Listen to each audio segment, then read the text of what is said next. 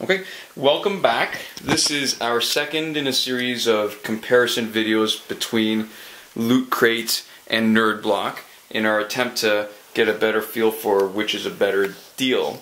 So we're looking at the retail value of the items versus cost. We did not have a Loot Crate unboxing for January because we got it so late and not too many people seem to want to watch the first one. But we've got all our items here, and we'll start with the Minecraft calendar. 2014 16-month calendar. This one was easy to check out the value because it actually has a printed value of $7.99 Canadian, $6.99 US. Although when we looked on Amazon, you could get it for $6.09, and that would be free shipping with Amazon Prime. And we do have a Minecraft fan in the household, so yeah. So that was pretty cool. Next up, we have the Superman pop vinyl from Funko in the Man of Steel style.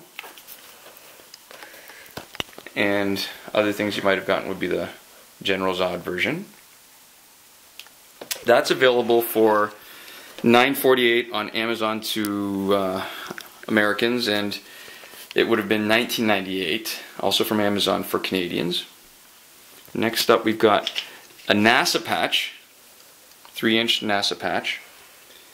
And one thing we've struggled with in terms of pricing things out is how much to assign the cost of shipping for items. And good guy NASA, if you go to the website, you can get the patch for $3.99 and shipping is included, which is kind of cool. I like that for both Canada and US.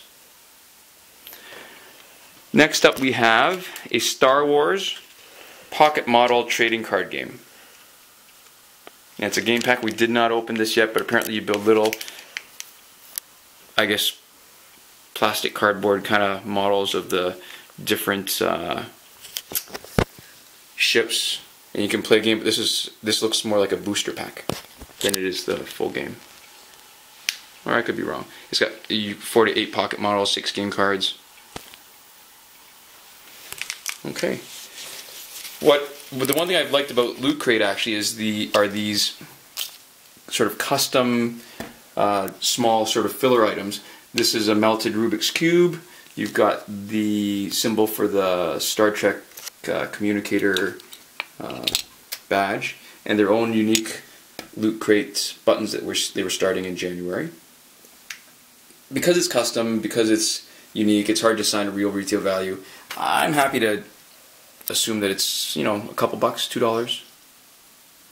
And the last item we have was the Star Wars Galactic Phrasebook. It's $8.06 on Amazon if you buy directly from Amazon, although there are third-party sellers that sell new copies for as low as $6.48 including shipping. And in Canada, the list price on Amazon is $10.79, but again, third-party sellers, you can also get it for $7.69 brand new. So what we're looking at here with the whole package, $20 cost to Americans, $30 cost to Canadians. For Canadians, we're getting somewhere between a $50, $52, $53 value.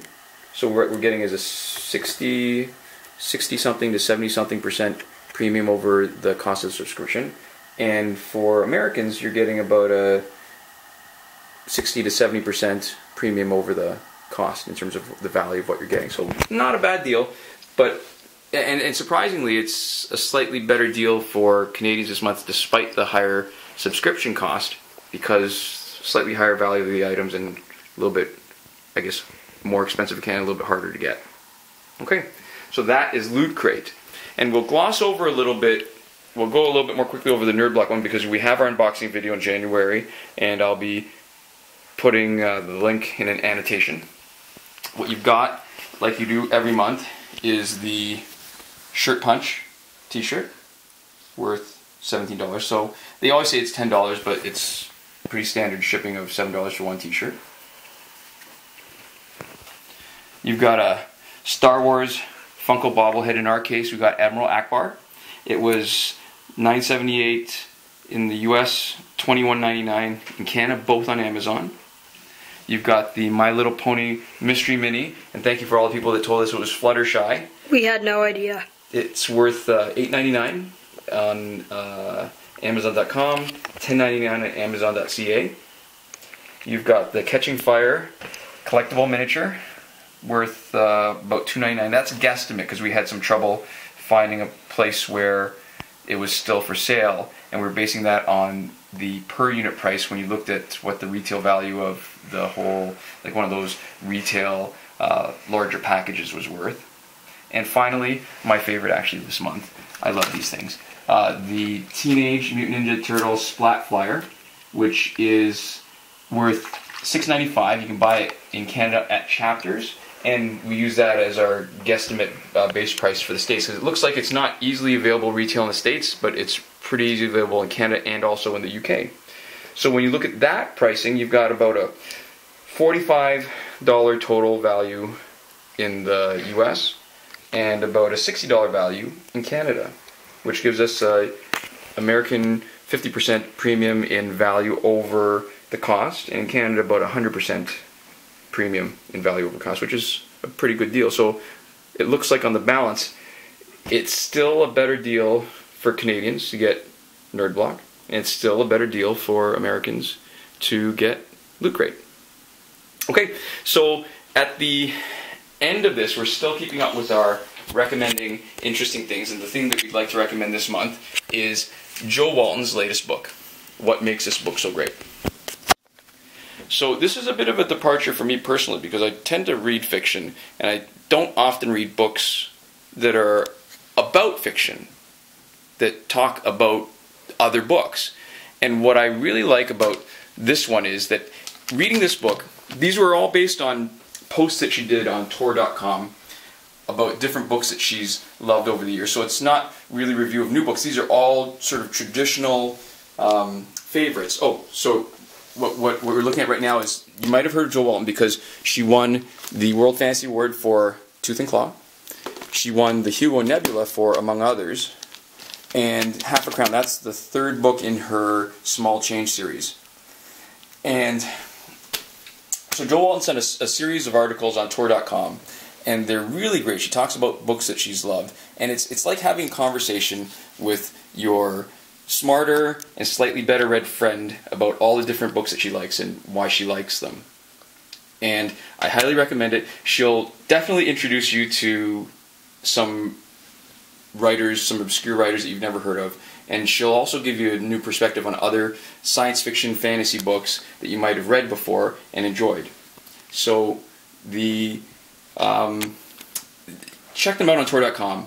You can read her posts for free, but the advantage of this is all in one package, and it makes a great gift for anybody that you know that likes science fiction or fantasy.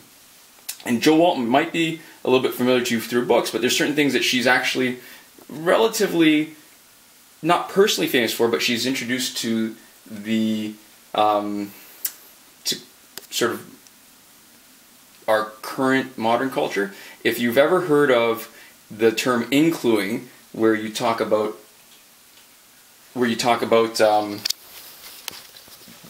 the sort of hints that are dropped in stories that fill you in on what's going on without actually giving a big info dump, she invented that. If you've ever heard of the poem "The Lurkers Support Me in Email," that's also Jo Walton.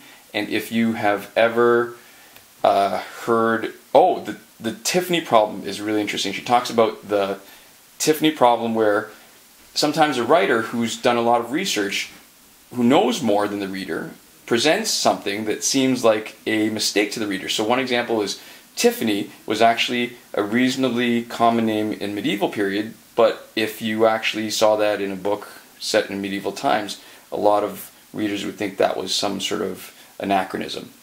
So anyways, and she's great. She's Jo Walton. We had a chance to meet her at a convention. Really friendly, really interesting. She's just as interesting a person as she seems like in this book. Give it a try. Try out her column at Tor.com, where she reviews all the books that she loves. And if you like it, you should try pick up the book. Anyways, thank you for joining us again this month. And yeah, thanks for watching. Bye.